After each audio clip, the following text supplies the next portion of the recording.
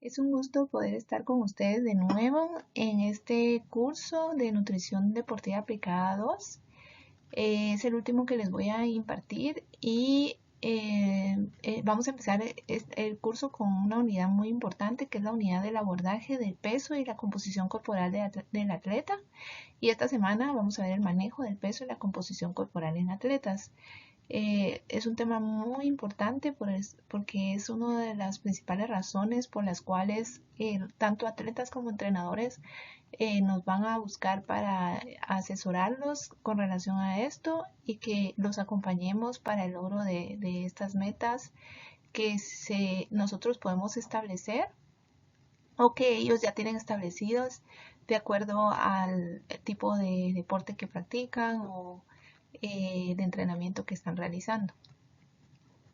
Primero que nada, vamos a ver cómo la actividad física tiene una relación con el control de peso corporal. En realidad, el efecto de la actividad física puede tener un efecto en el control del peso.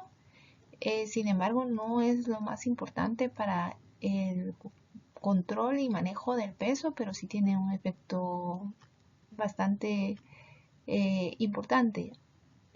Primero que nada, pues al realizar actividad física va a haber un incremento del gasto energético. Además, esto aumenta la respuesta termogénica, es decir, que el metabolismo basal puede incrementar. Y también de la respuesta termogénica alimentaria por la dieta. Puede haber una corrección de la composición corporal. La actividad física puede promover la pérdida de tejido adiposo. Además, ayuda a promover y conservar el tejido muscular y también ayuda a reducir el tejido adiposo visceral. Va a haber un incremento de la capacidad y la movilización y oxidación de grasas. También puede ayudar en el control de la ingesta alimenticia porque en algunos momentos puede reducir el apetito y también puede reducir que tengamos la necesidad de consumo de grasas. Dentro de otros efectos beneficiosos, tiene que mejora el perfil lipídico y lipoproteico. También ayuda a controlar la presión arterial. Incrementa la capacidad funcional cardiorrespiratoria. Pueden haber cambios en el índole hormonal y también puede tener efectos positivos de orden psicológico.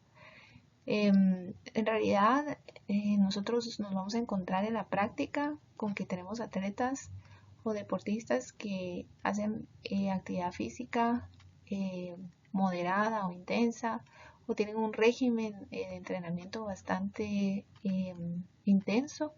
Incluso hay atletas que pueden entrenar hasta 4 horas, 5 horas al día, 6 días a la semana y todavía nos vamos a topar con que pueden tener problemas de porcentaje de grasa alto o incluso problemas de sobrepeso. Y entonces ahí es donde nosotros tenemos que saber que la actividad física puede ayudarles en alguna manera. Probablemente si estos atletas no estuvieran haciendo actividad física estarían todavía con más problemas nutricionales. Pero ahí es donde tenemos que darnos cuenta que también el rol de la alimentación tiene una importancia aún más grande que en sí lo que es la actividad física en el control del peso. Aquí vamos a observar cuál es el rol de la actividad física para producir y mantener pérdidas de peso.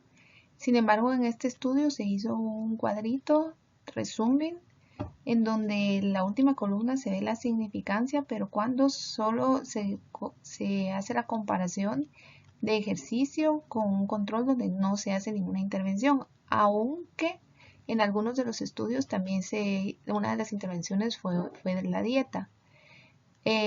Pero, por ejemplo, aquí podemos ver, solo para darnos una idea, en el primer estudio, la significancia, si hubo un cambio significativo cuando lo comparamos el ejercicio con el control, pero la duración de la intervención fueron 12 meses y el cambio fue de 0.9 kilogramos. Y nosotros sabemos que con un plan de alimentación podemos lograr cambios de hasta 1 kilogramo por semana. Obviamente no en atletas queremos lograr algo así, porque con esto tendríamos que hacer una reducción significativa de las calorías y podríamos no promover los procesos de recuperación del atleta. pero por lo menos medio kilo a la semana sí podríamos lograr y eso sería adecuado. Y en este caso solo se logró 0.9 kilogramos de cambio. Tal vez el que más hubo cambio, y ahí sí en ese estudio también se comparó dieta y ejercicio y control, pero sí fue significativo con relación al ejercicio, es el último que se hizo hace bastante tiempo, en el 88, y ahí se logró un cambio de 4 kilogramos con el ejercicio. Pero, y de igual manera, esto no quiere decir que entonces no vamos a promover la actividad física. Además, los atletas ya están realizando actividad física y ellos van a obtener los beneficios de esta actividad física para el corazón y para la presión arterial y todos los demás otros beneficios que vimos anteriormente. Pero sí tenemos que lograr que ellos adquieran un plan de alimentación, adopten un plan de alimentación que les permita promover mayores pérdidas de peso corporal que solo cuando están haciendo actividad física. Sin embargo, sí tenemos algunas recomendaciones que promueven el control del peso de actividad física. Y si se dan cuenta, las recomendaciones son, digamos, si solo queremos promover y mantener la salud, ya sabemos que son 30 minutos de actividad aeróbica moderada o 20 minutos de actividad intensa 5 días a la semana. Si queremos prevenir el aumento de peso, ya tenemos que duplicar esta cantidad a 60 minutos de actividad física de moderada a vigorosa todos los días de la semana. Y si ya queremos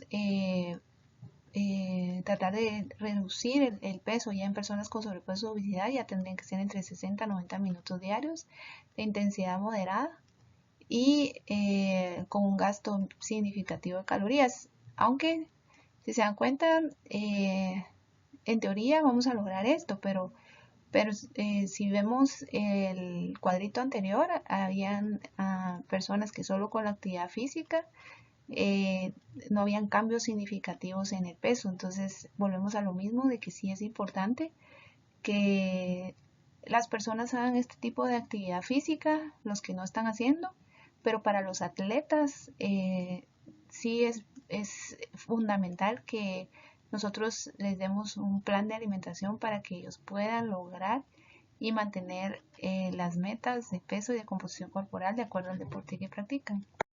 Ahora vamos a hablar de la alimentación y la reducción de peso corporal en deportistas o atletas. Primero que nada tenemos que hacer un pequeño recordatorio de cómo se regula el peso corporal en una persona.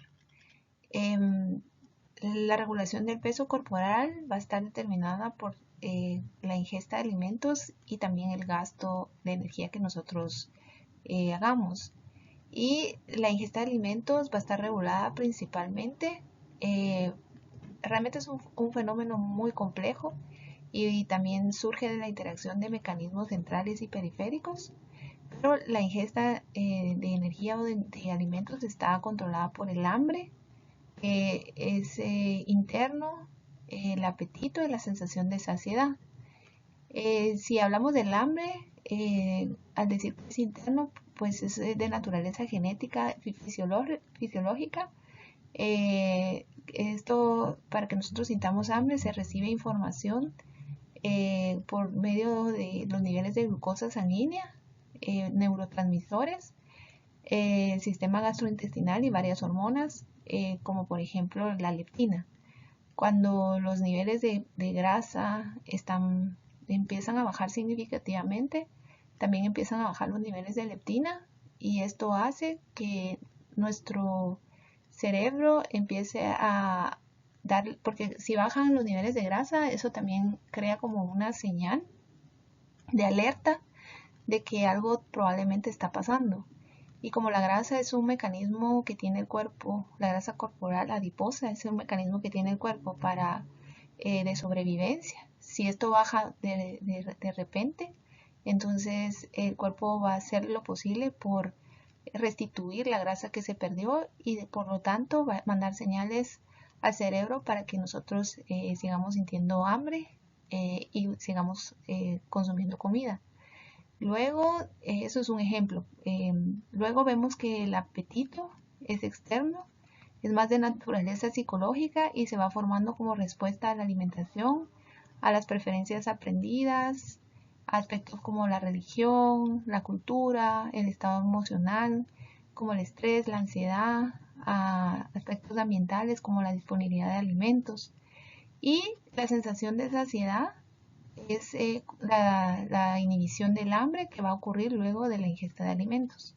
Entonces, hay algo bien interesante que se dice que las personas tenemos un set point, que es un punto de partida del peso, y cuando el cuerpo ya está acostumbrado por mucho tiempo a ese peso corporal, va a hacer todo lo posible por regular la ingesta de nutrientes para mantener ese peso. Puede ser que unos días se coma más y unos menos, pero al final de cuentas trata de llegar a ese peso. Por eso las personas que empiezan a perder peso, pero cuando ya es muy significativo, pasa eso de que, por ejemplo, las situaciones hormonales, el desbalance hormonal que ocurre en ese momento hace que las personas empiecen a comer más y a tener más hambre para regresar al peso que tenían anteriormente. Mientras que si el cambio de peso se hace gradual, como que el cuerpo se empieza a acostumbrar a ese nuevo peso y ya lo empieza a reconocer como su set point o punto o peso de partida. Entonces esto es bien importante que lo tengamos en mente cuando tratemos a una atleta y queremos que esta atleta logre perder peso y que ese peso se mantenga a lo largo del tiempo. Para que nosotros podamos establecer las metas de peso y reducción de grasa corporal en atletas, tenemos que tomar en consideración que nosotros queremos que el atleta reduzca peso, pero lo haga a través de la reducción del tejido adiposo. Y tratando también de lograr que se preserve la masa magra o masa muscular. Esto a veces es un poco complicado. Más que nada lo más complicado es tratar de que la persona reduzca de peso y aumente la masa muscular. Pero esto es un poquito más fácil tratar de que el atleta reduzca de peso y mantenga la masa muscular. Porque si queremos hacer las dos cosas, que aumente masa muscular y reduzca peso, son dos principios que se contradicen, porque para uno hay que reducir las calorías y para el otro hay que aumentarlas, entonces es un poco complicado. A veces se logra, pero es muy difícil. Pero nuestra idea primero tiene que enfocarse en la reducción del tejido adiposo, si es que ese es el factor más significativo para que va a afectar el rendimiento deportivo. Porque, por ejemplo, un lanzador de bala, obviamente el porcentaje de grasa no va a afectar tanto el rendimiento deportivo. Y es más, en ellos, en los porcentajes de grasa, los valores de referencia son un poquito más altos. Pero si vamos como un atleta de fondo, como maratón, triatlón, ya vimos qué tan significativo es perder peso en cuanto al tiempo que va a aumentar la velocidad o reducir el tiempo en que va a terminar la carrera. Entonces ahí sí nos tendríamos que enfocar en la reducción del tejido adiposo. Entonces, ¿cómo vamos a lograr esto? Lo vamos a ver a continuación.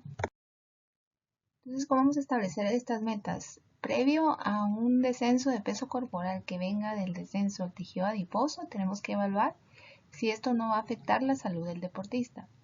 El Colegio Americano de Medicina del Deporte recomienda que el porcentaje de grasa mínimo en hombres tiene que ser de 5% y el porcentaje de grasa mínimo en mujeres es de 12 a 14%. Sin embargo, hay otras referencias donde en el porcentaje de grasa de mujeres puede llegar hasta 10% y todavía se considera sano. Estos son los límites inferiores de los cuales nosotros podemos todavía establecer ciertas metas. Aunque yo sí les digo que yo he visto atletas bastante delgados que no tienen mucha grasa corporal, es más, tienen muy poquita. Y nunca he visto a alguien que tenga 5%, por lo menos en hombres nunca he visto a alguien que tenga 5% exacto. En mujeres sí he visto mujeres que han tenido 10% de grasa, pero en hombres es muy difícil que vayan a llegar a 5% de grasa corporal.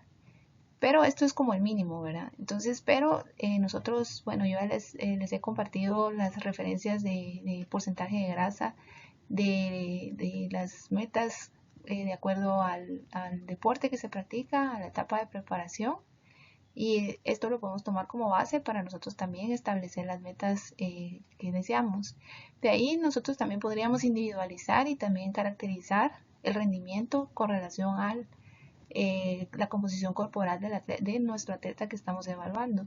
Y por ejemplo podemos ver si el atleta fue a una competencia importante y en esa competencia tuvo un buen resultado, nosotros saber qué composición corporal tuvo en esa competencia, y también lo podríamos establecer como una referencia, pero para empezar tenemos que tener las referencias que ya les compartí,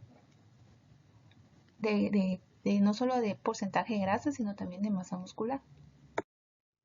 Por lo tanto, las metas de pérdida de peso las vamos a establecer según el porcentaje de grasa objetivo.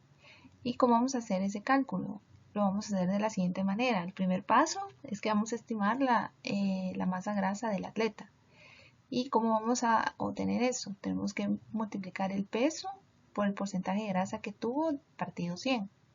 Y luego, entonces el siguiente paso es la masa libre de grasa, es el peso menos el peso de grasa que nos salió en el inciso anterior. Y el tercer paso es el calcular el peso de acuerdo al porcentaje de grasa objetivo. Entonces vamos a poner el peso del libre de grasa que ya obtuvimos, partido 1 menos el porcentaje de grasa objetivo, partido 100. Y así es como vamos a saber cuál es el peso que queremos lograr que el atleta alcance, tomando en cuenta que solo va a perder grasa corporal. Ahí no estamos tomando en cuenta que si aumenta peso de músculos, si se va a mantener o incluso podría disminuir el músculo, pero para tener una idea de cuál es nuestra meta de peso objetivo. Ahora miremos un ejemplo de lo que les expliqué anteriormente. En este caso va a ser un atleta masculino de boxeo que pesa 64 kilos y la división es de 60 kilogramos. Y el porcentaje de grasa que tiene actualmente es de 12% y tiene que alcanzar un porcentaje de grasa de 7%. Entonces aquí vamos a calcular la masa grasa, que va a ser 64 por el porcentaje de grasa partido 100, que era 12, dividido 100, y esto es 7.68. Y la masa libre de grasa es el peso del atleta, que es 64, menos la masa grasa, que es 7.68, y eso nos da 56.3 kilogramos. Y el peso según el porcentaje de grasa objetivo va a ser los 56.3 kilogramos de la masa libre de grasa y 1 menos el porcentaje de grasa objetivo, que es 7 partido 100, y eso es 60.2 kilogramos. Entonces, si se dan cuenta, aquí está un poco fácil porque la división de peso era 60 y el peso que tiene que perder para llegar al porcentaje de grasa de un boxeador en etapa de competencia es 7%, coincidió con la división de peso, pero a veces no pasa así, a veces nos queda un peso mayor y el atleta todavía tiene que perder más. Así, no sé si se recuerdan cuando vimos cómo se calculaba el peso mínimo permitido. Es el mismo principio, solo que ahora lo calculamos un poquito diferente a como lo calculamos la vez pasada. Entonces, si pudiéramos poner en síntesis cómo deberíamos de abordar la pérdida de peso en los atletas, tenemos aquí el cuadrito que tiene este resumen. Aquí vemos que la velocidad de pérdida de peso tiene que ser la recomendación de 0.5 a 1 libra por semana o 0.2 a 0.5 kilos por semana. La restricción calórica permitida tiene que ser entre 300 a 500 calorías por día. Y esto era lo que les mencionaba anteriormente, que no puede ser más, porque si es más, entonces ya vamos a restringir de tal manera que ya el atleta no va a tener energía ni para el entrenamiento ni para promover los procesos de recuperación y supercompensación del entrenamiento deportivo. ¿Cuál es el porcentaje de grasa mínimo permitido? De 5 a 6% en hombres y de mujeres de 10 a 12%, que era lo que les había mencionado, que podríamos llegar hasta 10 y todavía se considera saludable. El aporte de grasa lo tenemos que restringir a menos de 30%. Generalmente ese aporte yo sí lo restringo alrededor de 20 a 25% de las calorías que debe consumir al día.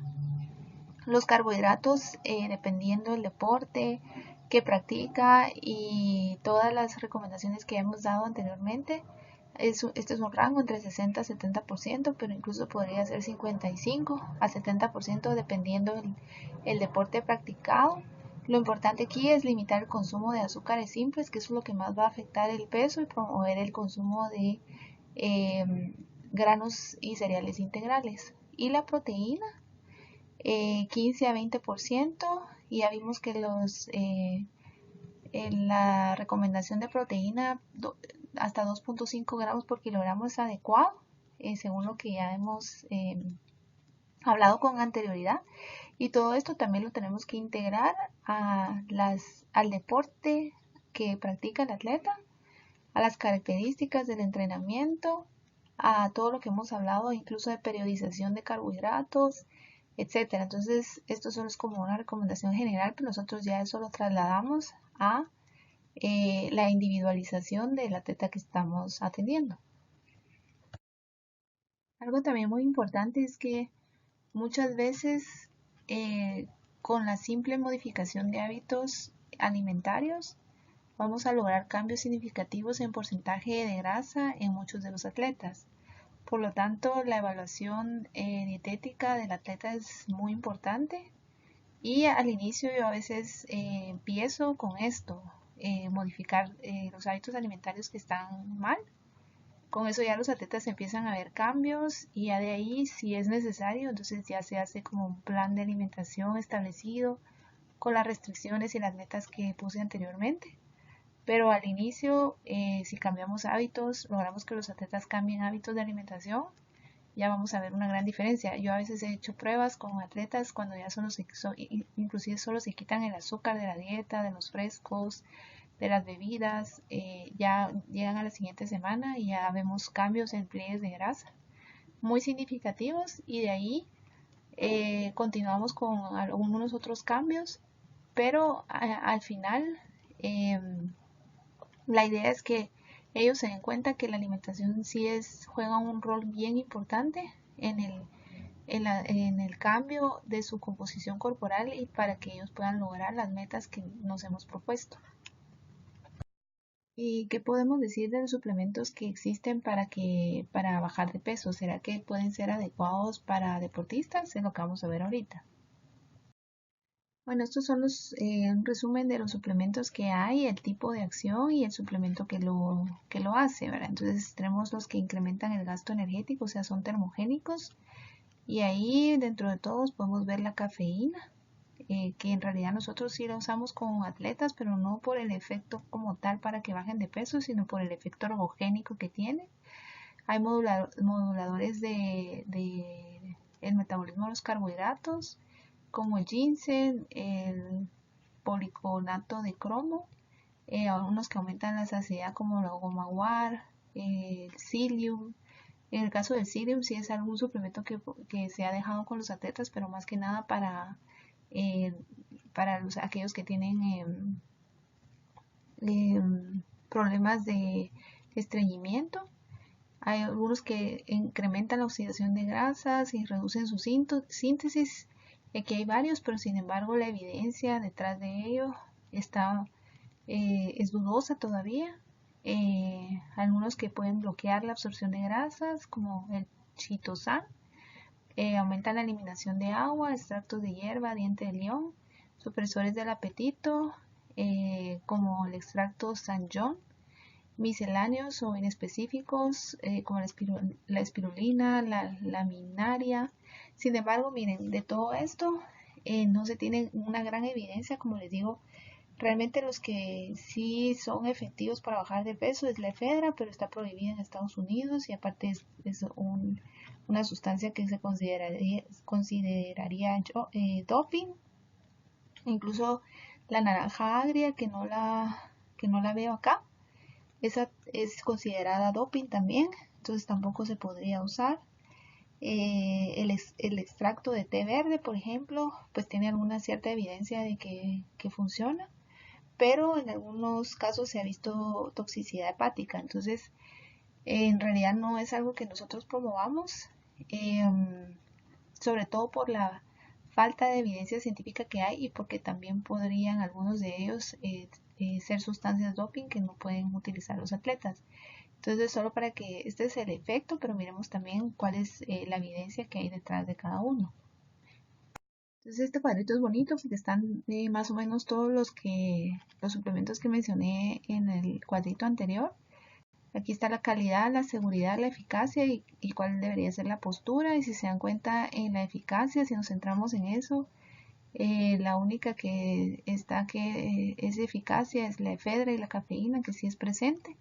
Y de ahí es incierto o es ausente. Entonces, y la seguridad puede ser que algo sí, por ejemplo, la L-carnitina sí es segura, pero ya sabemos que no tiene suficiente evidencia científica que afirme que en realidad puede promover más la oxidación de grasa. Entonces, para que ustedes sepan cuál es la postura clínica, también está ahí, que se debe hacer con precaución o cuáles sí definitivamente se deberían de desalentar la utilización. Entonces, en resumen, yo les puedo decir que no es algo que nosotros promovamos entre los atletas. Obviamente siempre vamos a tener personas que quieren tomar té verde, pues no es algo que les va a hacer mal, pero si es extracto de té verde, pues hay que tener cuidado porque si hay algunos casos de toxicidad hepática. Pero nosotros sí tenemos que conocer como los suplementos que hay en el mercado y también con con la evidencia científica, y nosotros tenemos que decirle al atleta por qué es que no se lo recomendamos y por qué es que no debería de consumirlos.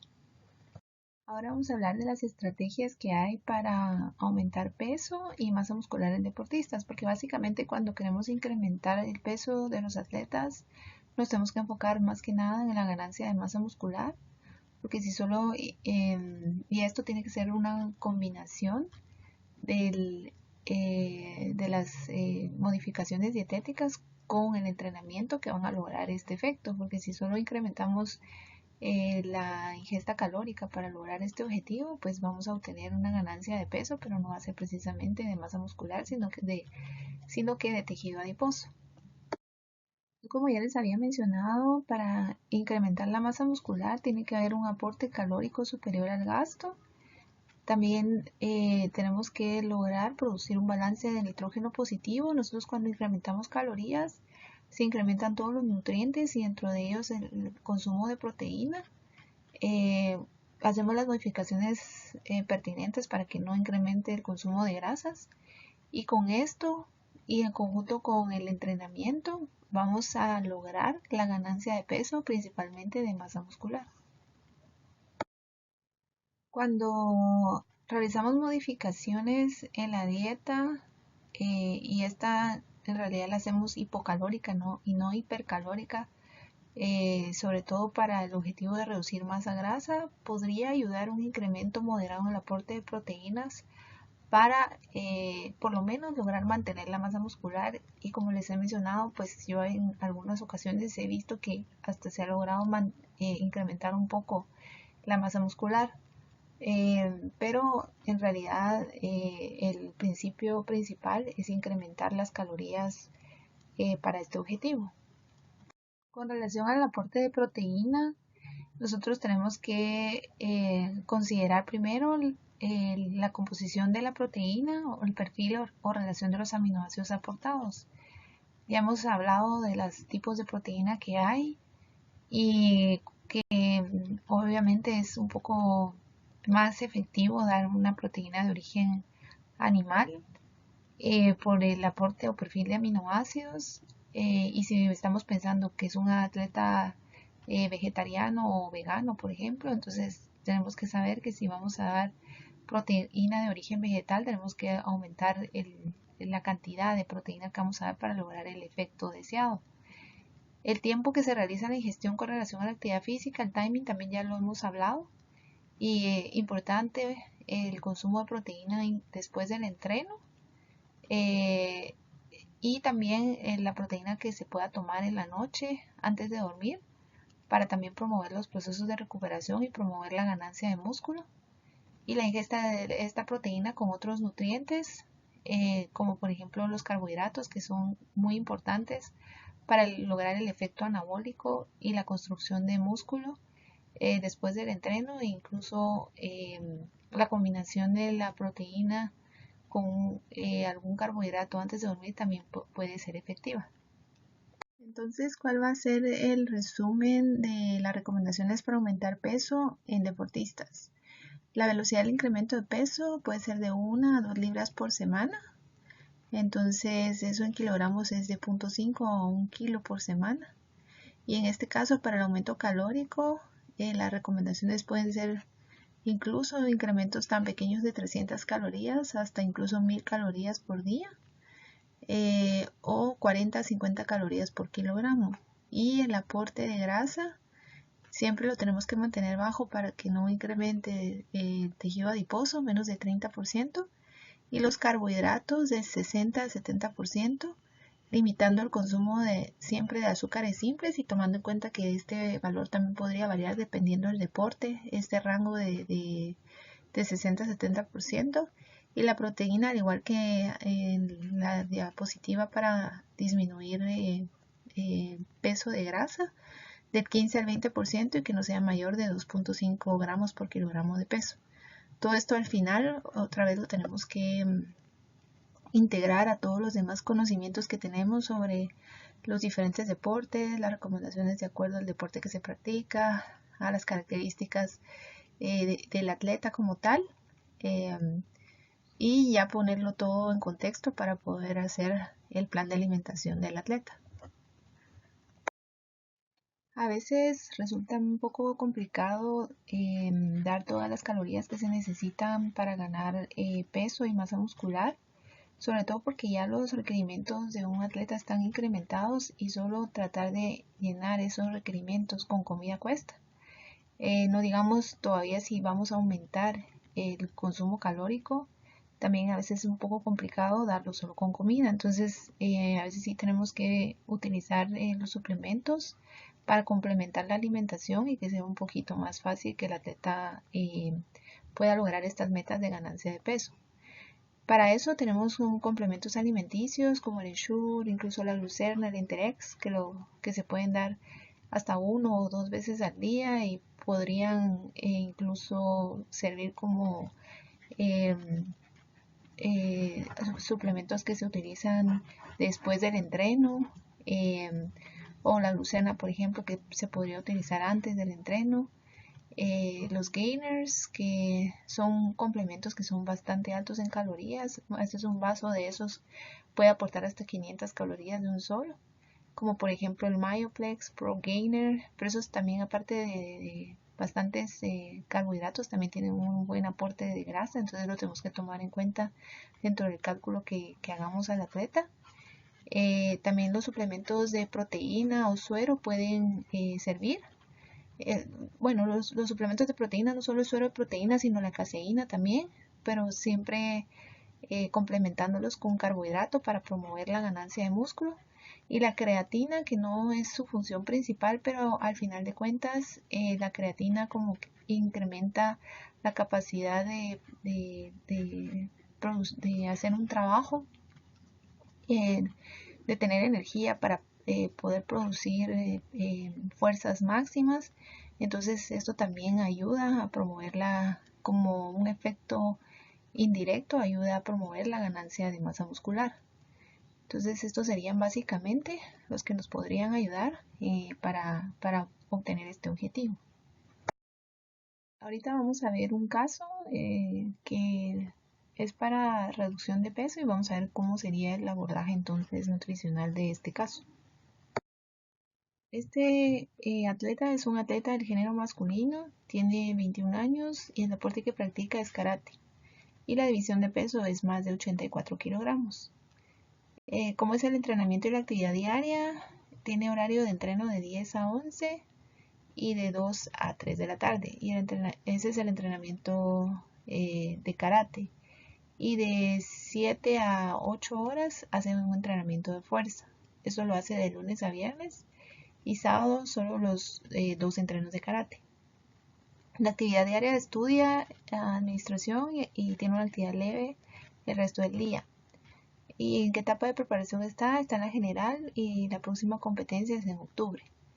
Los datos de las mediciones que obtuvimos fue peso 99 kilogramos, talla 185.5, porcentaje de grasa 18.5 y AKS 1.26. La meta, disminuir porcentaje de grasa a 10% en 5 meses y mantener masa muscular. Este atleta, como es del género masculino y es de una categoría pesada de karate, no necesita tener 7% de grasa, sino los valores en ellos es un poquito más alto. Entonces podría llegar a 10%. Entonces vamos a ver qué vamos a hacer con este atleta. Cuando hicimos la evaluación dietética, podemos saber que el atleta realiza 4 tiempos de comida, 3 principales y una refacción. Y los horarios de comida son el desayuno a las 7, la refacción a las 11:15, el almuerzo a las 3:30 y la cena a las 9:30. Y de acuerdo al recordatorio de 24 horas, se determinó que el mismo tiene una ingesta de 4.800 calorías y la cena la realiza 1 hora y media después de finalizado el entrenamiento de la noche. Tiene un consumo de 4 veces por semana de comida rápida y no se toma en cuenta en la ingesta diaria para obtener la cantidad de calorías que ingiere al día. Entonces, con base en los resultados que tenemos, cuál es el diagnóstico nutricional y de la composición corporal? Si analizamos el IMC, nos da un IMC de 28.7, pero podemos decir que es sobrepeso.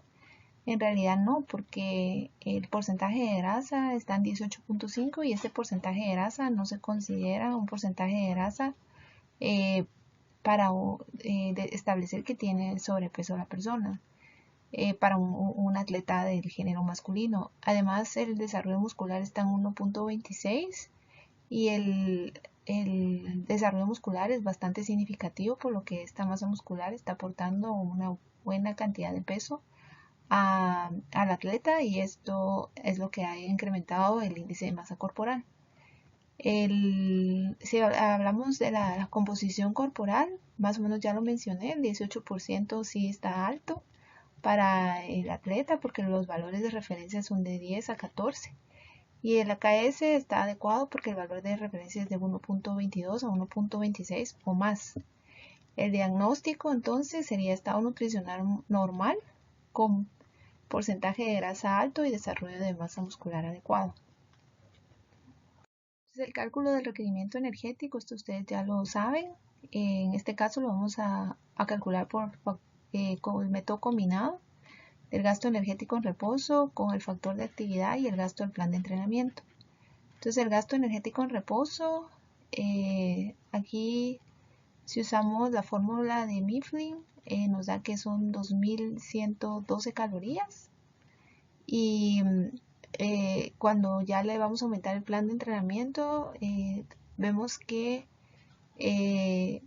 el costo del plan de entrenamiento es de 1.782 calorías diarias. Entonces, para obtener el gasto energético diario total, vamos a multiplicar las 2.112 calorías del gasto energético en reposo por 1.4, que es el factor de actividad leve de la actividad diaria. Y vamos a sumarle las calorías del plan de entrenamiento, que son 1.782. Entonces, el gasto energético diario total es de 4.739 calorías, que más o menos coincide con el consumo calórico que tenía en base a la evaluación dietética.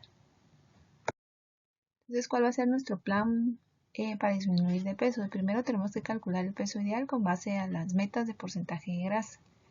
Entonces hacemos el cálculo que ya les había explicado anteriormente. Para eso tenemos que multiplicar el peso que tiene actualmente por 18.5, que es el porcentaje que tiene actualmente, partido 100. Y eso nos da el peso de grasa, que es 18.3. Luego tenemos que sacar la masa libre de grasa, que es 99 menos el peso de grasa, y eso da 80.7. Y el peso según porcentaje de grasa objetivo es 80.7 dividido 1 menos 10, porque 10 es el porcentaje de grasa que queremos, partido 100. Entonces nuestra meta de peso es 89.7 kilogramos, que todavía está dentro del rango de su categoría de peso, porque es más de 81. Y si después vemos que el atleta todavía con 89 kilos todavía puede bajar más su porcentaje de grasa, podemos establecer otra nueva meta. Entonces el atleta debe bajar 9.7 kilos en 5 meses, es decir, 1.9 kilos por mes o 4 libras por mes. Por lo tanto, a su requerimiento energético diario le vamos a restar 500 calorías, que son 4.739 menos 500, son 4.240 calorías. A veces cuando nosotros vemos calorías tan altas, pensamos que los atletas no van a bajar de peso, pero en realidad sí lo hacen, y yo he proporcionado planes con cantidades bastante altas de calorías, como en este caso. Y sobre todo porque también otra de las cosas en las que tenemos que trabajar es en la reducción del consumo de comida chatarra. Entonces, ya con estas calorías tendríamos que hacer la distribución de los macronutrientes, como les había mencionado, tratando de dejar la grasa en alrededor de un 25%, llenar el requerimiento de proteína con 2.5 gramos por kilogramo para que sea un buen aporte de proteína, y al resto lo calcularíamos con los carbohidratos. Y esto al final ya lo tendríamos que distribuir al día para que pueda mejorar también el consumo de alimentos post-entreno, que por lo menos el entreno de la noche, tarde-noche, no lo está consumiendo la comida inmediatamente después, sino 1 hora y media después del entreno. Entonces también en este caso también tenemos que dar educación con relación a eso.